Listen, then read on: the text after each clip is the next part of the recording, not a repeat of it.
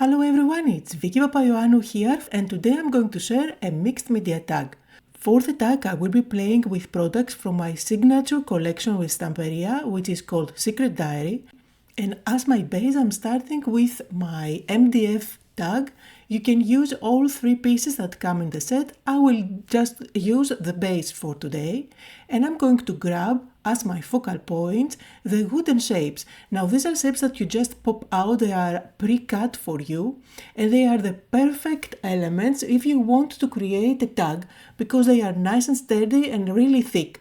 Now I am going to pick a few of them to try and decide what I'm going for. Usually I go first with the background, but this time the inspiration comes from these wooden shapes.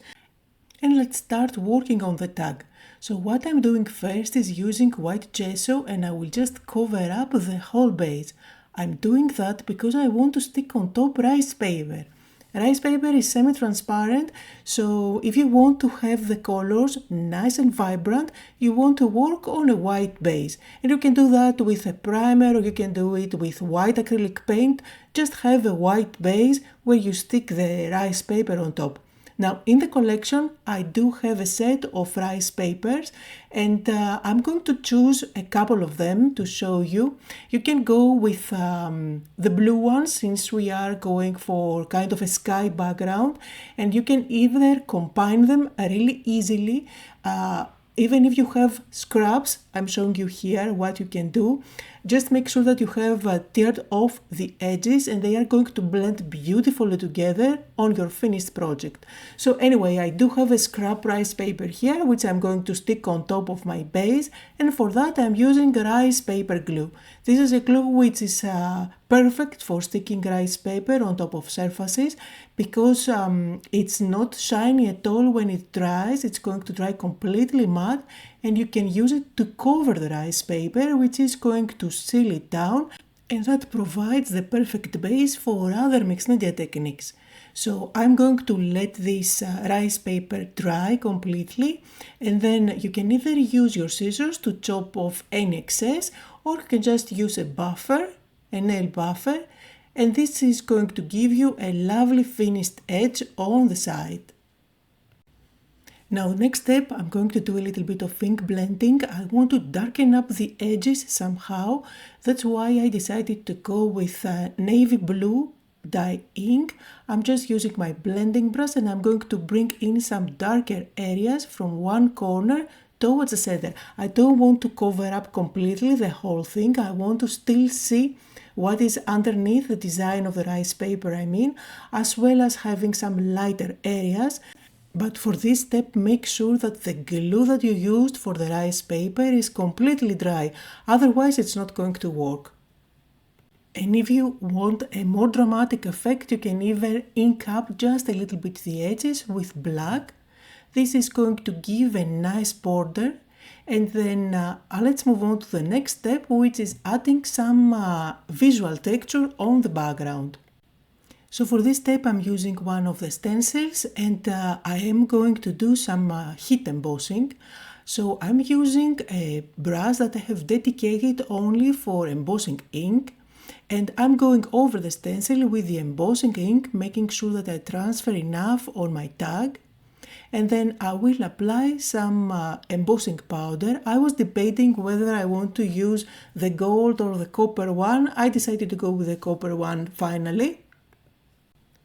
And if you find that the embossing powder sticks on areas that you don't want to, remember we did some ink blending, we did the glue at the back, so there are areas maybe aren't completely dry, and the embossing powder may stick here and there, not the end of the world. Remember, this is a mixed media project, it's not supposed to be perfect, we are always embracing imperfections, but you can always use a brush and just brush off any areas that you don't want to emboss there.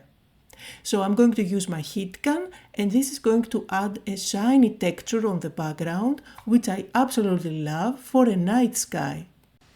And I can keep on playing on the background, adding more and more layers. This is what makes me happy with mixed media projects. And I am going to bring in one more stencil. This time I'm going to use the circle design from this one, and I'm going to apply over volume paste. Any paste would work for that as long as it is nice and thick. Just because this volume paste is very thick, it really helps to get a perfect impression of the stencils designs. So once I lift it off, you will see how beautiful it's going to look, and it really creates kind of a base where we can put together our cluster on top. So let's bring back the wooden shapes and let's start auditioning things. I want to create a cluster with those three basic shapes, the flower, the tag and the girl. I am going to sprinkle here and there the stars that I popped out, but I feel like it needs something extra to make the composition look fuller.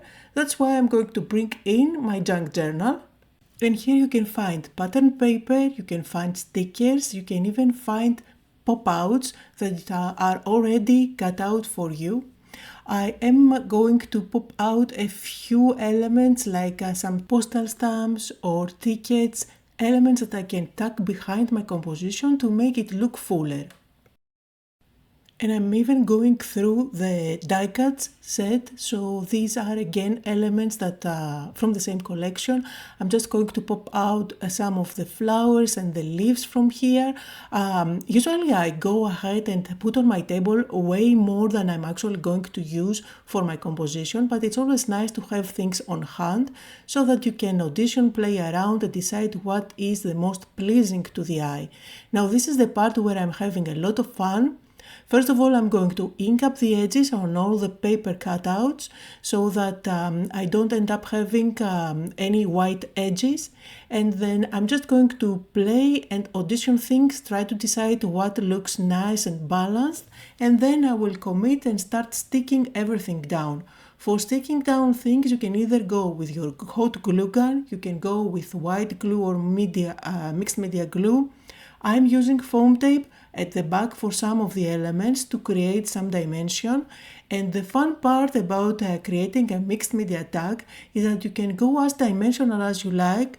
Usually I make cards or I make journal pages which need to be quite relatively flat, but when I'm making a mixed media tag I have so much fun going really dimensional. It really makes my heart happy. Now I'm also using my scissors, and I do that every time with my cutouts or my chipboard pieces. I like to cut out things, I don't use them as they come in the package, just always make the most out of what you get. Don't be afraid to cut it out and make it your own so that it fits your composition.